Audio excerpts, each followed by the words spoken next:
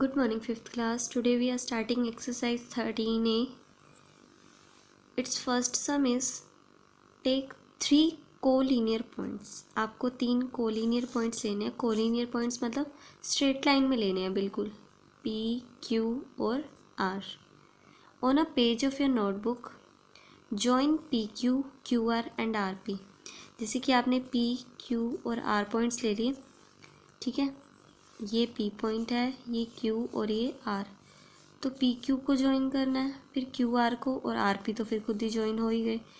Is this figure a triangle? क्या ये figure triangle बनती है? If not then why? देखो जो ट्राइंगल बनती है ना वो हमेशा नॉन कोलिनियर पॉइंट से बनती है, ना कि कोलिनियर पॉइंट से. ठीक है. तो ये जो हमें रिजल्टिंग फिगर मिली है वो क्या है? एक स्ट्रेट लाइन है. तो देखो फर्स्ट सम हमने 3 पॉइंट्स लिए पी क्यू आर, और वो भी कोलिनियर है, यानी कि स्ट्रेट लाइन पर ही है. देखो ये जो लाइन है इसी पर ही हमने पी क्यू आर पॉइंट लिए. उसने कहा था पी क्यू को ज्वाइन करो, पी क्यू को ज्वाइन कर दिया. फिर क्यू आर को ज्वाइन करो, क्यू आर को कर दिया. आर पी तो हो ही गया ज्वाइन. फिर अब देखो उसने पूछा था क्या ये ट्राइंगल है, तो ये ट्राइंगल नहीं है. This is not a triangle. तो कहा था अगर नहीं है तो क्यों नहीं है? Because P Q R points are collinear. ये क्या है? कोलिनियर है.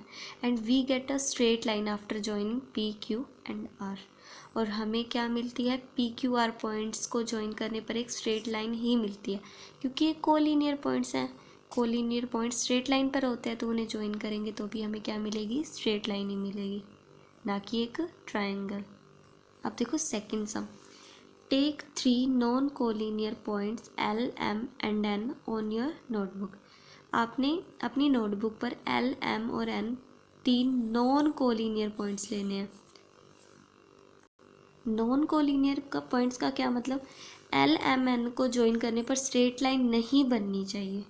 ठीक है. कहीं भी L ले लो, M ले लो, N ले लो, वो आपकी मर्जी है. Join L, M, M, N और N L. आपको L, M, M, N और N L को ज्वाइन करना है. What figure do you get? तो आपको क्या फिगर मिलेगी? नेम. फिर आपने ये सभी बताने हैं. तो देखो हमने 3 नॉन कोलिनियर पॉइंट लिए L, M और N. इन्हें ज्वाइन करेंगे. L, M को ज्वाइन करना है, फिर M, N को ज्वाइन करना है, और फिर N L को ज्वाइन करना है. ठीक है. तो उसने कहा कि क्या मिला आपको? We said that we get a triangle L M N. इस ट्राइंगल का नेम क्या है? एल एम एन, या फिर एम एन एल, या फिर एन एम एल, जो भी आप कहना चाहो. We get a triangle L M N after joining this points. हमें इन L M N non collinear points को ज्वाइन करने के बाद क्या मिली है? एक ट्राइंगल मिली है. अब हमें इन क्वेश्चंस का आंसर देना है. The side opposite to angle L. Angle L के ऑपोजिट कौन सी साइड है? तो देखो ये एंगल एल है, इसके ऑपोजिट कौन सी साइड है? एम एन साइड है. तो हम यहाँ लिख देते हैं M N side. The angle opposite to side L N. L N side के ऑपोजिट कौन सा एंगल है? L N. ये एल एन के ऑपोजिट यानी सामने कौन सा एंगल है? एम है. तो यहाँ पर हम लिखेंगे angle M. The vertex opposite to side M N. M N side के ऑपोजिट कौन सा वर्टेक्स है? ये एम एन है. इस साइड के ऑपोजिट वर्टेक्स कौन सा है? ये एल वर्टेक्स है. तो यहाँ पर हम लिखेंगे एल. ये एंगल का सिंबल था, क्योंकि हमसे एंगल पूछा था ना, तो ये तो एंगल है. The side opposite to angle N. Angle N के ऑपोजिट कौन सी साइड है? साइड बतानी है हमने एंगल एन के ऑपोजिट. तो एंगल एन ये है, इसके ऑपोजिट कौन सी साइड है? L M side. तो एंगल एन के opposite L M side. L M side ऐसे लिख दो इसे, एल एम साइड. ठीक है. अब थर्ड सम देखो. Classify into acute angle triangle, obtuse angled triangle and right angled triangle with the following angles. आपने इन ट्राइंगल्स को एंगल्स के अकॉर्डिंग क्लासीफाई करना है. एंगल्स के अकॉर्डिंग 3 तरह की ट्राइंगल होती हैं. Acute angle triangle, right angle triangle और obtuse angle triangle. Acute angle triangle का मतलब क्या होता है, जिसमें तीनों एंगल 90 से छोटे हों, 90 से कम होने चाहिए। ऑब्ट्यूज एंगल ट्रायंगल का मतलब कोई एक एंगल ऑब्ट्यूज होना चाहिए, यानी 90 से बड़ा 180 से छोटा। और राइट एंगल ट्रायंगल में क्या होता है, एक एंगल 90 डिग्री का होना चाहिए, एग्जैक्ट 90 का। तो हमें एंगल्स गिवन है हर ट्रायंगल के, तो उसके अकॉर्डिंग हम उसे क्लासीफाई करेंगे। तो देखो ए पार्ट में हमें कौन से एंगल्स गिवन है, 90 डिग्री, 45 डिग्री और 45 डिग्री। तो देखो एक तो हमें एग्जैक्ट 90 का मिल गया ना, तो हम इस ट्रायंगल का नेम देंगे राइट एंगल्ड ट्रायंगल। अब देखो बी पार्ट में तीनों एंगल कैसे है, 60, 60 और 60। तो इक्विलेटरल नाम नहीं देंगे क्योंकि हमें एंगल गिवन है ना कि साइड्स। तो ये 60, 60 और 60 है, तो एंगल के अकॉर्डिंग हम इसे क्या बोलेंगे, एक्यूट एंगल ट्रायंगल, क्योंकि ये तीनों 90 से छोटे हैं। तो acute angled triangle. C part देखो 80 डिग्री, 60 डिग्री और 40 डिग्री, तीनों एंगल कैसे हैं, 90 से छोटे, तो एक्यूट एंगल्ड ट्रायंगल। नेक्स्ट देखो 130 डिग्री, 40 डिग्री और 10 डिग्री, तो एक एंगल हमें 90 से बड़ा मिला बट 180 से छोटा है, यानी ऑब्ट्यूज है, तो ये ऑब्ट्यूज एंगल्ड ट्रायंगल होगी। अब देखो 90 डिग्री, 35 डिग्री और 55 डिग्री, एक एंगल एग्जैक्ट 90 का है, तो ये कैसी ट्रायंगल है, राइट एंगल्ड ट्रायंगल।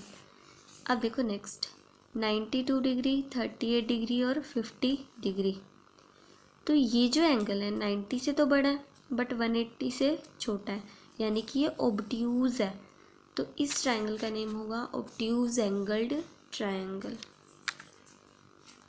अब फोर्थ देखो, classify triangles according two sides. अब आपको ट्रायंगल जो भी ट्रायंगल्स अब जो भी ट्रायंगल्स हैं उनको साइड्स के अकॉर्डिंग क्लासीफाई करना है, यानी कि इक्विलेटरल, आइसोसेलेस और स्केलन ट्रायंगल बताने की कौन सी इक्विलेटरल है, कौन सी आइसोसेलेस है और कौन सी स्केलन है।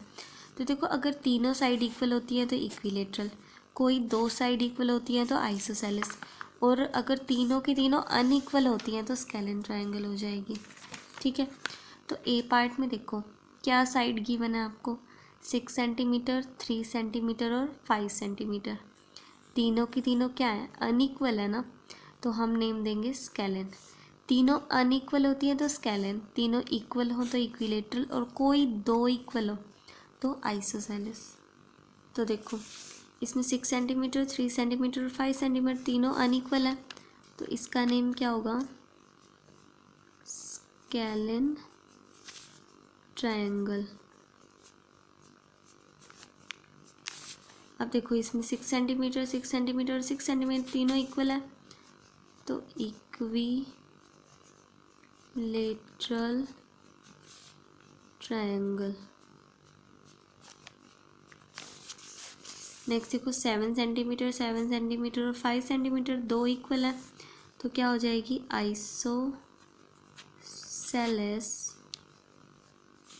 ट्रायंगल। और नेक्स्ट देखो 8 सेंटीमीटर, 12 सेंटीमीटर और 10 सेंटीमीटर तीनों ही अनइक्वल है, तो ये क्या हो जाएगी, स्केलन ट्रायंगल।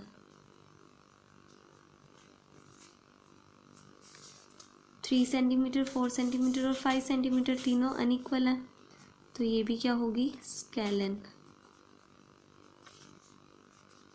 ट्रायंगल। अब नेक्स्ट देखो 3.5 सेंटीमीटर, 3.5 सेंटीमीटर और 4.5 सेंटीमीटर दो ही साइड इक्वल है, तो इसे हम बोलेंगे आइसोसेलेस ट्रायंगल, आइसोसेलेस ट्रायंगल।